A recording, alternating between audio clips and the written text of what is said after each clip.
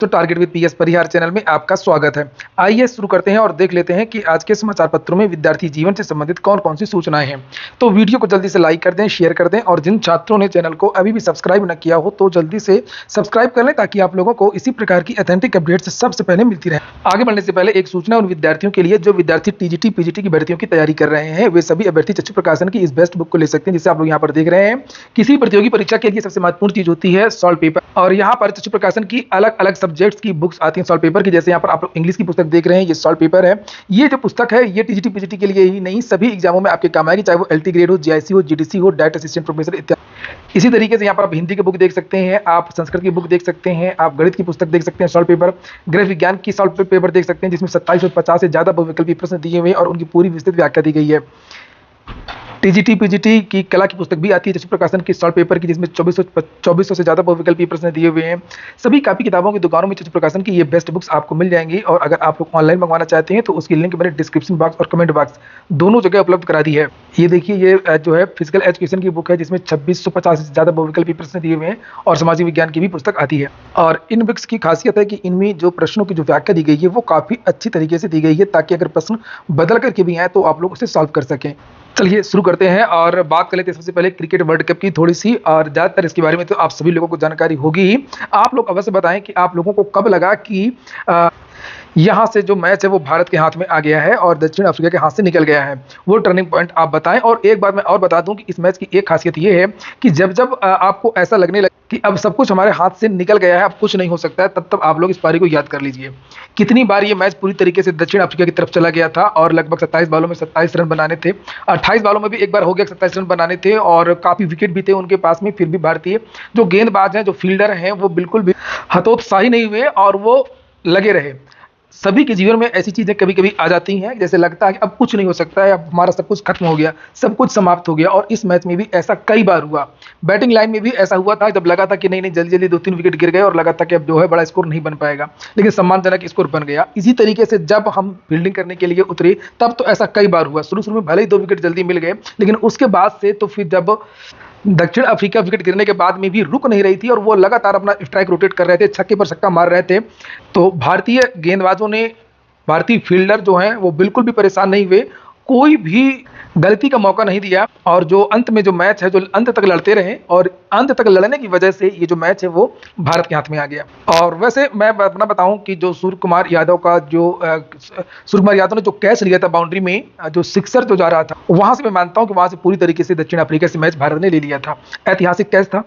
सबसे अच्छी बात ये रही इस मैच की कि इस पूरे टूर्नामेंट की भारत इसमें किसी भी मैच में हारा नहीं है और यहाँ पर player of the tournament Bumrah बहुत जबरदस्त गेंदबाजी की थी और सबसे किफायती गेंदबाजी की इस पूरे टूर्नामेंट में। और रोहित और कोहली का T20 से संन्यास की भी यहाँ पर सूचना है। लेकिन विराट कोहली और रोहित शर्मा ने T20 विश्व कप की ट्रॉफी उठाने के साथ ही शनिवार को क्रिकेट के सबसे छोटे प्रारूप को अलविदा कह दिया। कोहली को 76 रन की पारी खेलने के बाद प्लेयर ऑफ द मैच चुना गया और कल जो विराट कोहली काफी जिम्मेदारी से खेले, जैसे विकेट गिर गए वैसे ही उन्होंने स्थायी रूप से खेलना शुरू किया और बाद में कुछ रन बटोरे और इस तरीके से फिर 76 रन की पारी खेली। लिखा कि इसके साथ ही उन्होंने कहा कि ये मेरा अंतिम T20 विश्व कप है, हम इस ट्रॉफी को जीतना चाहते थे, यह एक अद्भुत खेल है। और कल के player of match Virat Kohli ही थे। विश्व कप का सूखा तो खत्म हो गया, लेकिन शिक्षक भर्तियों का सूखा कब खत्म होगा? बात करते हैं शिक्षक भर्तियों की। युवा मंच के पदाधिकारियों की बैठक शनिवार को नेहरू चौक बालसन चौराहे पर हुई। बैठक में रोजगार के सवाल पर छात्रों व आम लोगों से बड़े पैमाने पर जनसंपर्क व संवाद करने का फैसला किया गया है। 1 जुलाई को छोटा बखाड़ा के एनी बेसेंट स्कूल में 5 बजे युवा संवाद होगा और इस अवसर पर राजेश सचान, अनिल सिंह, अर्जुन प्रसाद और बहुत सारे छात्रों के यहाँ पर नाम लिखे हैं। तो अब छात्र और छात्र संगठनों ने शुरुआत कर दी है, चूंकि रोजगार को लेकर के सरकार कोई ठोस कदम नहीं उठा रही है। देखिए यहाँ पर लिखा कि नेहरू चौक बालसन चौराहे पर युवा मंच के पदाधिकारियों की बैठक में रोजगार के सवाल पर छात्रों और आम लोगों से बड़े पैमाने पर जनसंपर्क संवाद करने का फैसला लिया गया और इसी क्रम में 1 जुलाई को छोटा बगाड़ा के एनी बेसेंट में युवा संवाद होगा। इस मौके पर युवा मंच के पदाधिकारियों ने कहा कि देश में श्रम शक्ति का इस कदर विनाश पहले कभी नहीं देखा गया। करोड़ों उच्च शिक्षित युवा दर दर भटक रहे हैं, बावजूद इसके देश में 1 करोड़ रिक्त पदों को भरने को लेकर के केंद्र सरकार कतई गंभीर नहीं दिख रही है। और कहा कि आर्थिक नीतियों में बदलाव कर रोजगार का सवाल हल किया जा सकता है। कारपोरेट पर महज 2% संपत्ति कर लगा करके सरकार जन कल्याण के मद में अपना खर्च भी बढ़ा सकती है और इससे बेरोजगारी की समस्या का निदान भी किया जा सकता है। इससे कहीं भी बड़े पूंजीपतियों के ऊपर अतिरिक्त बोझ भी नहीं पड़ेगा, लेकिन ऐसा करने के लिए केंद्र सरकार कतई तैयार नहीं। नीचे लिखा है कि उत्तर प्रदेश में हालत इतने खराब है कि माध्यमिक शिक्षा सेवा चयन आयोग अभी तक फंक्शनल नहीं हुआ है। दर्जनों भर्तियां वर्षों से लटकी हुई हैं। नीट पेपर लीक रद्द करने, चयन प्रक्रिया को पारदर्शी व जवाबदेह बनाने, शिक्षा माफियाओं पर नकेल कसने जैसे सवालों को भी युवा संवाद में प्रमुखता से उठाया जाएगा। बैठक में युवा मंच संयोजक ये सब नाम लिखे हुए हैं। तो ये जगह जगह प्रदर्शन तो नहीं कहेंगे, और ये जगह जगह गोष्ठियां हो रही हैं, और हो सकता है कि जन जागरण अभियान के बाद में एक बड़ा प्रदर्शन हो। अगली सूचना भी टीजीटी और पीजीटी की है। Army public school old cantt Prayagraj से वैकेंसी आई है टीचिंग स्टाफ की। इसमें पदों की संख्या के बारे में तो जानकारी नहीं दी गई है, केवल लिखा टीजीटी और पीजीटी एक्टिविटी टीचर की भी इसमें वैकेंसी है, physical education art and craft teacher की। तो यहाँ पर फ्रेश कैंडिडेट जो 40 साल से कम के वो आवेदन कर सकते हैं, और जो एक्सपीरियंस वाले कैंडिडेट हों वो 57 से कम के आवेदन कर सकते हैं। अधिक जानकारी आप लोगों को इस वेबसाइट पर मिल जाएगी, apsoldcant.ald.in। कर्मचारी चयन आयोग की केंद्रीय सशस्त्र पुलिस बल और दिल्ली पुलिस में सब इंस्पेक्टर पद पर भर्ती परीक्षा शनिवार को संपन्न हो गई। यूपी व बिहार के 15 जिलों में 68 परीक्षा केंद्रों पर परीक्षा आयोजित हुई। यूजीसी नेट की परीक्षा ऑनलाइन होगी, ये बदलाव है। राष्ट्रीय परीक्षा एजेंसी ने घोषणा की है कि यूजीसी नेट की फिर से होने वाली परीक्षा कंप्यूटर आधारित परीक्षा के रूप में ऑनलाइन आयोजित की जाएगी। 18 जून को आयोजित यूजीसी नेट की परीक्षा पेपर लीक होने की वजह से एक दिन बाद यानी 19 जून को रद्द कर दी गई थी। एनटीए ने कहा कि परीक्षा अब अगस्त से सितंबर के बीच में कई पालियों में होगी। तो आप लोग बताइए कि क्या आप लोग इस पर सहमत हैं? क्या आप लोगों को लगता है कि ऑनलाइन में धांधली नहीं होती है? नीट पेपर लीक को लेकर के धरपकड़ जारी है। सीबीआई की 7 स्थानों पर छापेमारी। सीबीआई ने नीट यूजी प्रश्न पत्र लीक मामले में गुजरात में 7 स्थानों पर छापेमारी की, और अधिकारियों ने शनिवार को बताया कि आनंद खेड़ा, अहमदाबाद और गोधरा जिलों में संदिग्धों के परिसरों पर सुबह छापेमारी की कार्रवाई शुरू की गई है। वहीं पर प्रधानाचार्य समेत 3 आरोपी 5 दिन की सीबीआई रिमांड पर भेज दिए गए हैं। सीबीआई ने शनिवार को विशेष न्यायिक दंडाधिकारी हर्षवर्धन की अदालत में प्राचार्य एहसानुल हक, उपप्राचार्य मोहम्मद इम्तियाज और पत्रकार मोहम्मद जलालुद्दीन को गिरफ्तार कर पेश किया है। छात्र छात्राओं के खाते में पहुंचे 1056 करोड़। लिखा है कि 88 लाख छात्र छात्राओं के अभिभावकों को इस योजना का लाभ मिलेगा। 1200 रुपये प्रति छात्र के हिसाब से मिलेगी खातों में राशि। मुख्यमंत्री जी ने एक और घोषणा की है कि मेधावियों के नाम पर रखा जाएगा सड़क का नाम।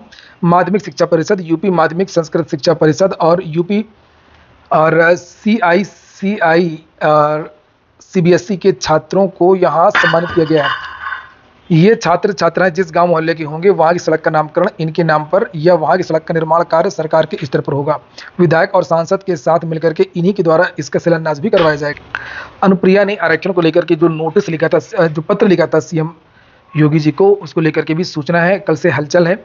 केंद्रीय मंत्री अनुप्रिया पटेल के कदम से हैरत में है भाजपा, और जानकारों का मानना है कि अनुप्रिया पटेल बड़ी मुश्किल से जीत पाई हैं। उनका वोट बैंक उनसे हट गया है, और इसलिए अपने वोट बैंक को साधने के लिए उन्होंने इस तरीके का पत्र लिखा है। और यहाँ पर लिखा है कि अनुप्रिया को पुख्ता जानकारी भी नहीं है। यहाँ पर देखिए लिखा है कि भाजपा खेमे में तमाम लोग अपना दल की मुखिया के अपने ही गठबंधन की सरकार को घेरने की कोशिशों से भौचक्के हैं। अपना दल भाजपा का पुराना सहयोगी है। केंद्र के साथ प्रदेश में भी उसकी भागीदारी है। अनुप्रिया के पति आशीष पटेल को योगी सरकार में कैबिनेट मंत्री हैं। बावजूद इसके मुख्यमंत्री को लिखी चिट्ठी उन तक पहुंचने से पहले मीडिया तक पहुंचाने के उपक्रम से भाजपा ये हतप्रभ है। भाजपा इसे प्रेशर पॉलिटिक्स के रूप में जान रही है। और लिखा है कि कुछ लोगों का तर्क है कि बमुश्किल लोकसभा चुनाव जीतने वाले अनुप्रिया और उनके पति व यूपी सरकार में मंत्री आशीष पटेल के सामने अपने वोट बैंक को साधने का संकट है। वे जिस जाति की राजनीति करती हैं उसका अधिकांश वोट इस बार इंडिया गठबंधन के खाते में चला गया, और ऐसे में पार्टी के खिसकते जनाधार को बचाने के साथ ही एनडीए में अपनी स्थिति ठीक रखने की चुनौती भी उनके सामने है।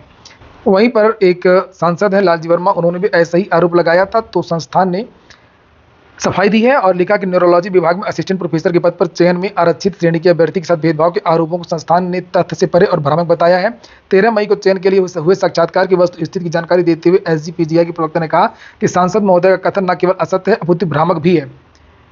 प्रवक्ता ने अपने बयान में कहा कि डॉक्टर सर्वेश कुमार चौधरी चयन समिति के समक्ष उपस्थित हुए थे। चयन समिति ने उक्त अभ्यर्थी को चयन के लिए योग्य नहीं पाया। प्रवक्ता ने बताया कि चूंकि उक्त पद आरक्षित संवर्ग का था और सर्वेश कुमार चौधरी एकमात्र ऐसे अभ्यर्थी थे, ऐसे में उन्हें योग्य नहीं पाए जाने पर इस सीट को अद्यतन रिक्त रखा गया है। अभी मैं थोड़ी देर बाद एक अलग से वीडियो बनाऊंगा। मेरे साथ में रहेंगे अवनीश पांडे जी, प्रतियोगी इच्छा संघर्ष समिति के अध्यक्ष हैं, और चर्चा इस बात को होगी कि क्या उत्तर प्रदेश लोक सेवा आयोग जो या अन्य आयोग जहां पर आरक्षित सीटें रुक जाती हैं तो क्या उन पदों का क्या होता है। साथ ही इस बात पर भी चर्चा होगी कि आखिरकार जो अनुप्रिया पटेल और इस तरीके के जितने भी नेता हैं उन नेताओं ने आज तक UP SSSC की भर्तियों को लेकर के पत्र क्यों नहीं लिखा है। उत्तर प्रदेश लोक सेवा आयोग वेटिंग लिस्ट नहीं निकालता है, उसके लिए पत्र क्यों नहीं लिखा है? क्योंकि यूपी संघ लोक सेवा आयोग भी वेटिंग लिस्ट निकालता है, जो पद रिक्त रह जाते हैं। आपने देखा होगा जो ओम बिरला की बेटी वाला जो मामला, अंजलि बिरला वाला, इस तरह बहुत सारे जो विभाग है जो प्रतीक्षा सूची जारी करते हैं, लेकिन लोक सेवा जारी नहीं करता है। लोक सेवा आयोग की बहुत सारी भर्तियां नियमावली समकक्ष अर्हता पर फंसी हुई हैं, 5 साल से भर्तियां नहीं आई है, उसको प्रिय पटेल ने एक पत्र क्यों नहीं लिखा? प्राइमरी की वैकेंसी नहीं आई है, इसको लेकर के जो नेता है वो पत्र क्यों नहीं लिखते हैं? तो ठीक है दोस्तों, आगे हम लोग चर्चा करेंगे थोड़ी देर बाद अलग से वीडियो में। हाँ, UP triple S C PT के बारे में मैं अवश्य बता दूं कि पीटी बंद नहीं होगा। आजकल चूंकि चर्चाएं बहुत तेजी से चल रही हैं, पीटी आपका निश्चित तौर पर होगा। लेकिन हाँ, ये बात भी सही है कि पीटी 2023 से बहुत सारी भर्तियों के जो विज्ञापन है वो आपको आने वाले समय में देखने को मिलेंगे। अभी तो पीटी ही नहीं आया है अगला वाला, उसके बाद में फिर उसकी परीक्षा होगी, तब रिजल्ट होगा, लेकिन उसके बीच में आपके विज्ञापन जो है वो जारी होते रहेंगे। पूरा वीडियो सुनने के लिए बहुत बहुत धन्यवाद।